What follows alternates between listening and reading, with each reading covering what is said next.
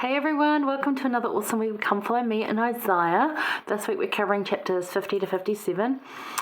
Interestingly, I was listening to this on audio before I read just to help me really get in there.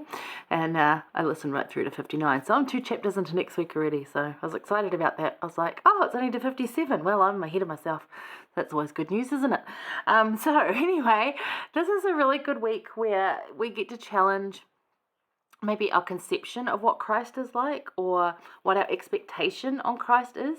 And it really encourages you. These are beautiful, beautiful words if you read through them, which I encourage you to do because they are lovely, particularly chapter 53 of Isaiah.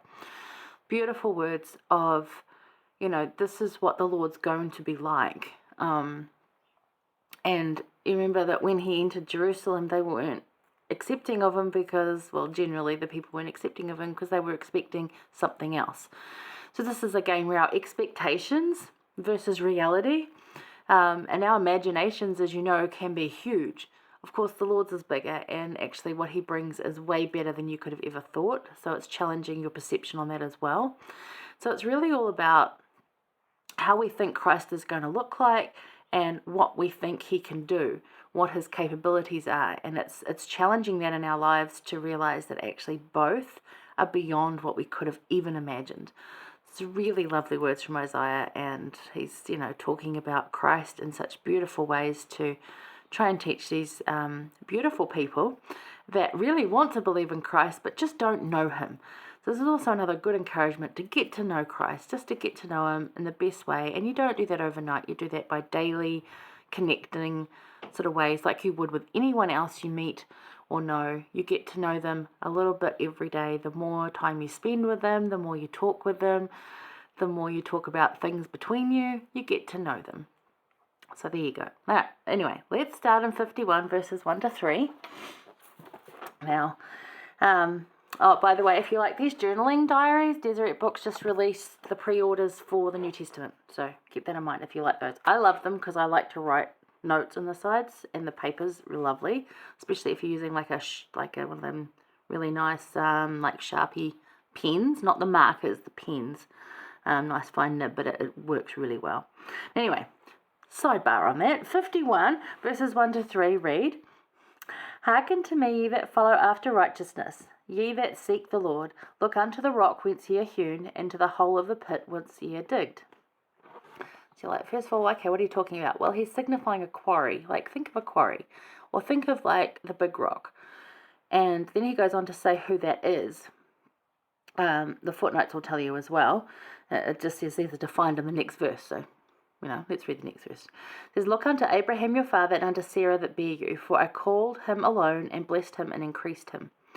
For the Lord shall comfort Zion, he will comfort all her waste places, and he will make her wilderness like Eden, and her desert like the garden of the Lord. Joy and gladness shall be found therein, thanksgiving and the voice of melody." So it's what is that really meaning there? It's know the story of where you came from.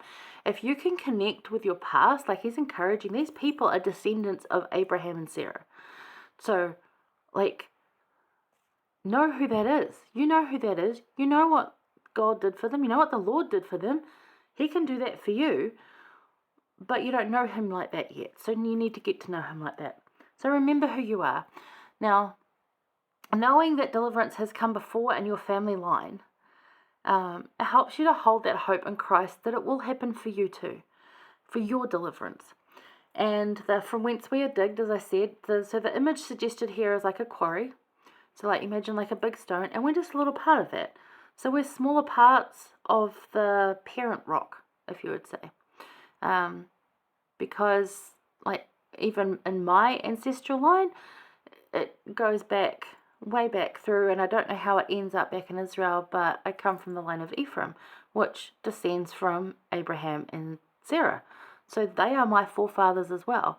And that pretty much includes all of us, whether we're adopted in or we're not, right? Whether we're born in the line or we're adopted in, that's all of us. So that's all of us are part of that parent rock. So we are made of the same stuff as Abraham and Sarah and of Christ. This stuff and this stuff is the same stuff that Christ is made of. So that we're part of that. It's all connected in there. Their line leads through to Christ. It's not the same line that I come from, but it's like a real distant cousin. But that's still indicative of that we're all one big human family, right? We're all connected in there somewhere.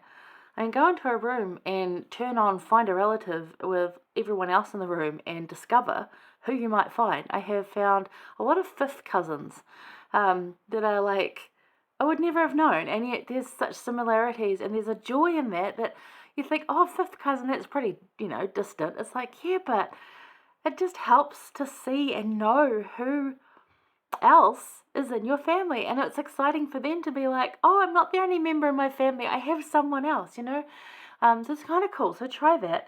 Now, doing family history helps find your self-worth. It honestly does. It is scientifically proven that, psychologists will suggest this to teenagers.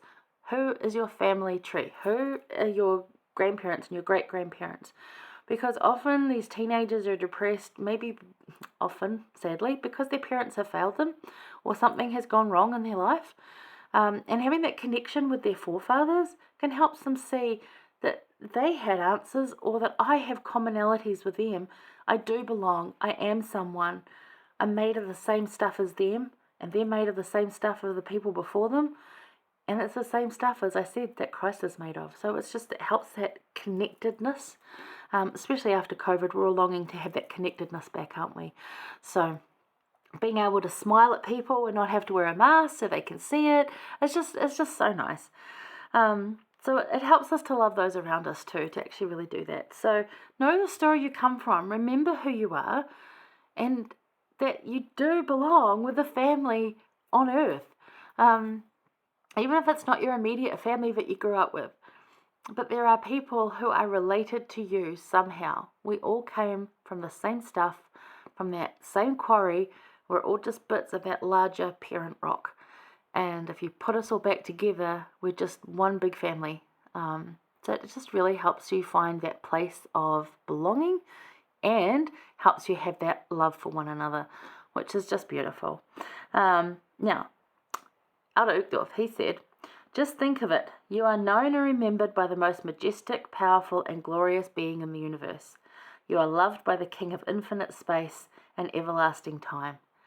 So know where you come from, because that's where it leads to. You eventually trace back, and where do you come from? You eventually come from Adam and Eve, who led to Abraham and Sarah. This is our family. This is our people. When we talk about our people, it's everyone. And I know for a lot of us that are like just desperate to belong to a group, it's a human family, and it's a beautiful thing. Does it mean that you like everybody? No. Does it mean you can love them? Yes, it does. So there you go. But remember who you are. Know the story that you came from. Remember who you are. If you're not so sure about that, try and do it. Sometimes you can't. Sometimes you get stuck. I can't do much more on my grandma's line because her grandfather was called John Smith, and he's from England. So yeah, good luck with that one, eh? But I have been able to do other lines. So, there's work there, and just the connections you can find, and they're going to mean something to you, probably not to anyone else, but they'll mean something to you, and that will be a treasure that you can hold and help you with who you are and how you connect to Christ, because you're made of the same stuff. Yes, you are. All right, hang around. I'll see you for number 2.